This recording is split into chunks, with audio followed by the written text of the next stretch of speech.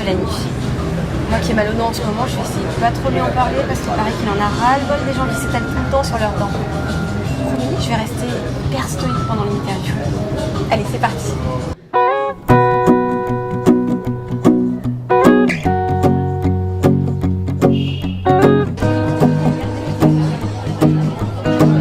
Je m'appelle Olivier Gage et j'ai une particularité, c'est que je suis chirurgien dentiste, toujours en activité.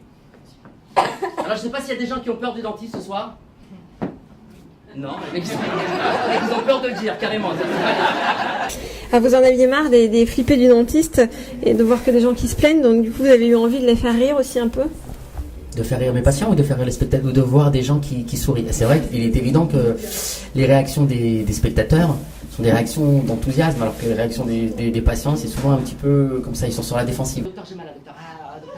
Docteur, j'ai mal, docteur, approchez, vous êtes presque, docteur. Docteur, approchez, vous êtes presque. Ouais, presque, docteur. Encore ici aussi un petit peu. Ici aussi. Eh, vous l'imaginez chez son gynéco, elle? Alors, vous vous servez des situations vécues?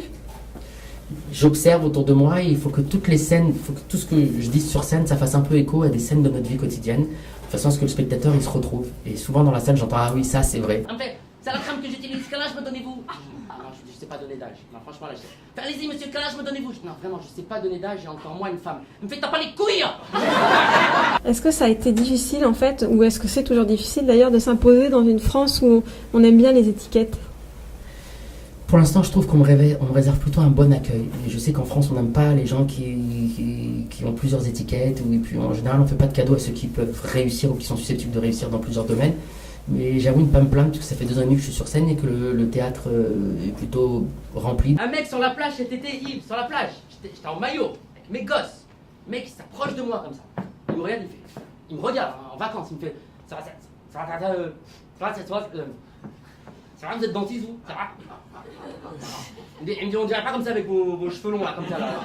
Vous avez un petit côté David Guetta comme ça. Votre entourage, il a pris comment ce changement de vie en fait? J'ai compris que votre mère, elle avait eu un peu de difficulté à admettre tout ça. Ma mère, elle a du mal parce que ma mère, elle aime pas que je me fatigue. C'est comme une mère. Elle aime pas que je sois soumis aux critiques. Voilà, c'est un peu dur. Souvent, je reçois des appels, même au quotidien, en me disant abandonne. Quant à la famille, aux enfants et à la femme, comme ils savent que c'est constitutif de ma personnalité, ma femme commence à comprendre que finalement il faut me laisser un petit peu agir comme le naturel l'emporte en fait. Alors qu'est-ce qui fait que vous continuez quand on vous dit comme ça abandonne?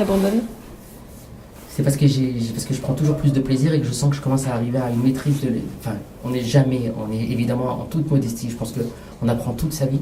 Mais maintenant, j'ai le sentiment un petit peu d'avoir mûri et de maîtriser un peu mieux l'exercice de la scène. Et je pense que c'est dommage, après avoir accompli tous ces efforts, d'un moment donné, au moment où je peux commencer à recueillir les fruits de toute cet